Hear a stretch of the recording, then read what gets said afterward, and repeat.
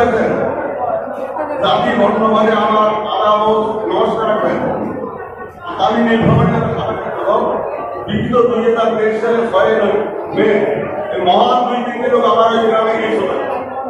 তারপর একটা জনসভা সমাবেশ করেছিলাম। মনে করেন ওনার কি একটা আমার ইচ্ছা লক্ষ লক্ষ ওই সবাই ওই মহান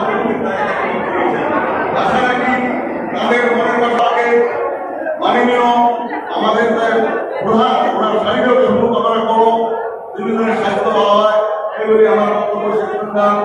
ওম শান্তি ওম শান্তি ওম শান্তি।